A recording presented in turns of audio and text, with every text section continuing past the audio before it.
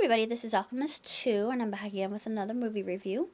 I just recently got to see Christmas in Homestead, and I really adored this one. This one really hit me close to home because I'm such a fangirl, and I'm a huge connoisseur of movies, as you probably will know, so this was right up my alley.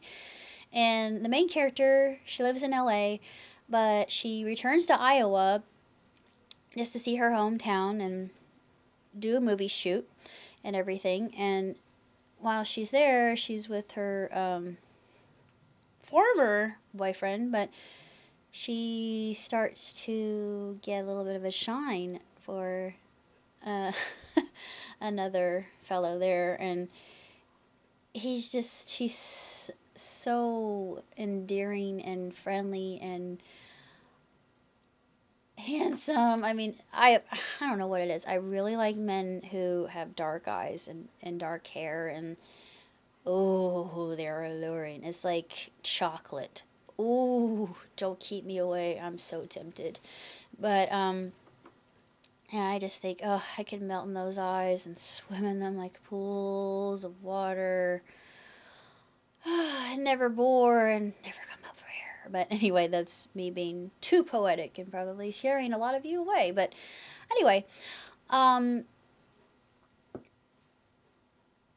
still, it's a Hallmark film, so you know what to expect. And the young girl who was in this particular one, she did a really good job. I thought that they couldn't have cast a better young actress for that role, because she played your typical fangirl, especially when she met the main heroine of the film. And I thought, yeah, because I would have done the same thing. She was just so excited and avid and overclamped and just bursting with joy at seeing her favorite heroine, her favorite film actress, and whom she aspired to.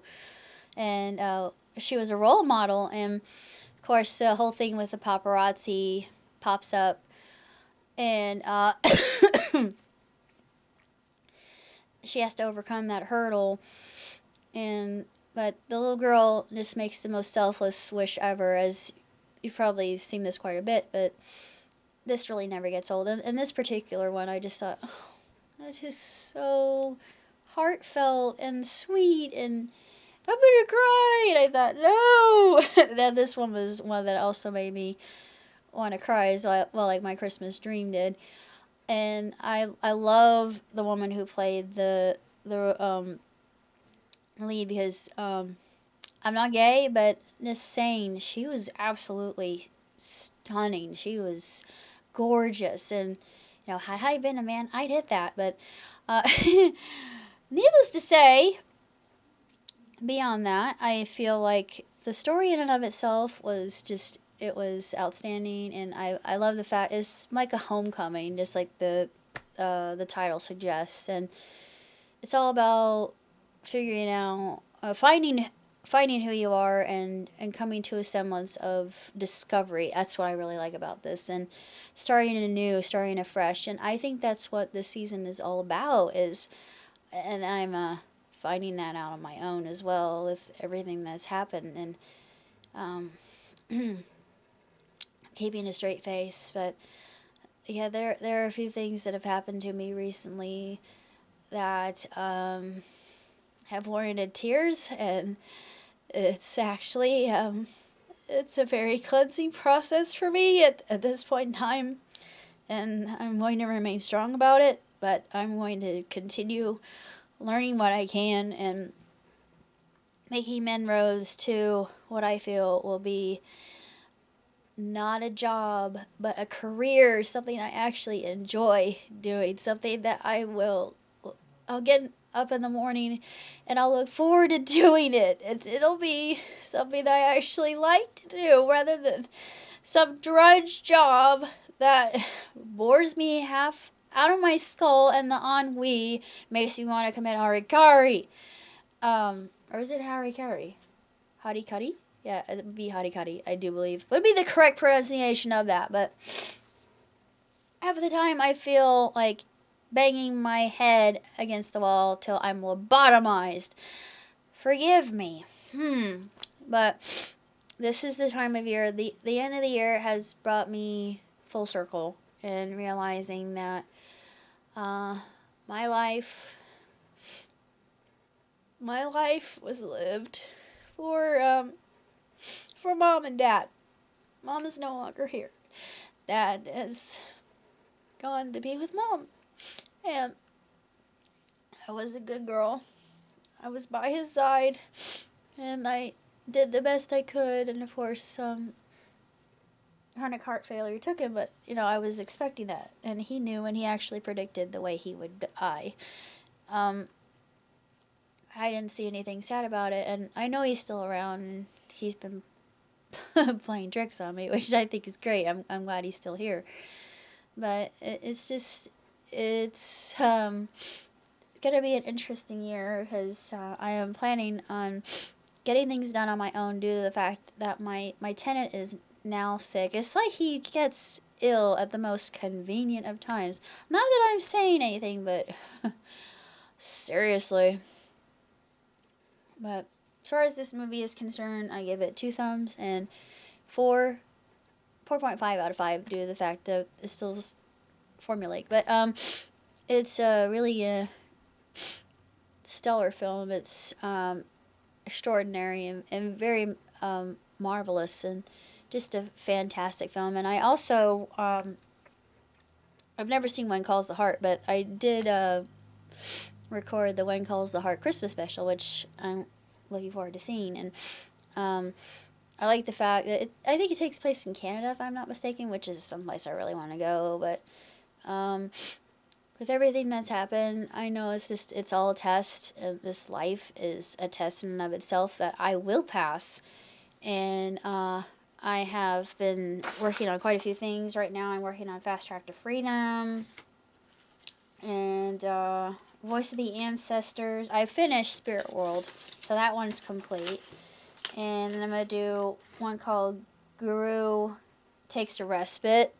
And I've got a ton here. I've got a ton of different things that I'm going to be doing on my own without any help. I'm just going to do it all by myself because I'm just planning on being selfish now. Sorry. I've got one called Speaking Trees, Substitute. I've got one called Tough Act to Follow, Moonstone Earrings, Signals, Angels in Fur Coats, A Rare Find. Yeah, a lot of these are really old. When You Least Expect It, of course that's going to be rom-com.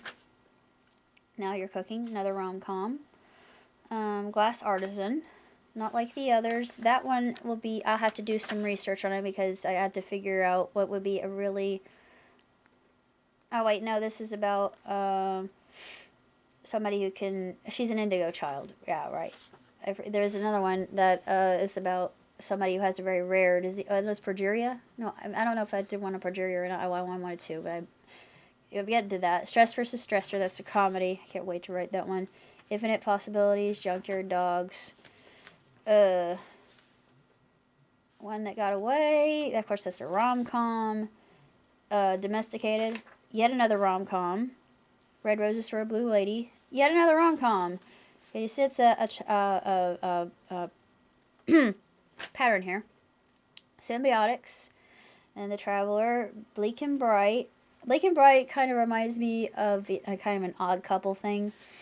Golden Supernova. Best Medicine. Oh, I think this is the one. Yeah. Oh, this is somebody who has a glaucoma patient that she treats with homegrown marijuana. Yeah, I feel very strongly about that, so that's going to be one that yeah. May the Cosmos Guide You. On the Outside Looking In. Whispers from the Past. That's about the Underground Railroad.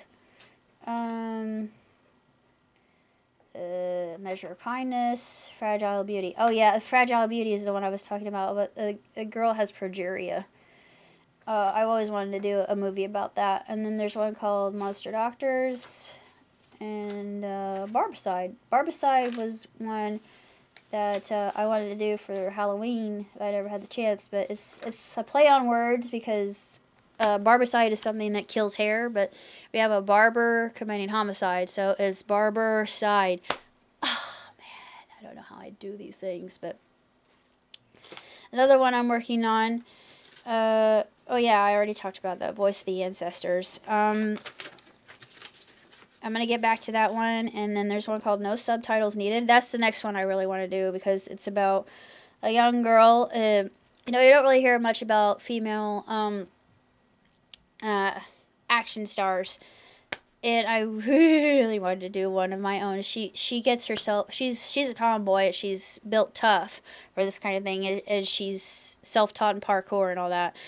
But yeah, I'm just thinking it could be done, because women can do anything they set their minds to. The only thing that women can't do that men can is the physical lifting, and they just we're not built for that. And you know, I'm just saying that's reality. Other than that, women could do anything they put their minds to. And then the last one is called Belly Instinct, and those two I want to work on right away, as well as Voice of the Ancestors, because I just feel like they're more important.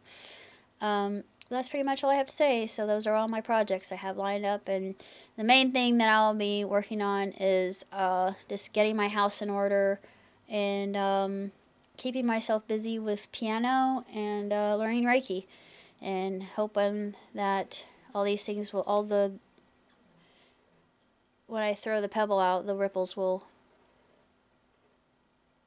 go where I wish them to go. My intention will manifest the way I want it to. I know it will. It's taking time. I don't know where those ripples will actually end, but they will end in the place I want for them to. Until next time, live on and prosper. Ciao, Tootsie.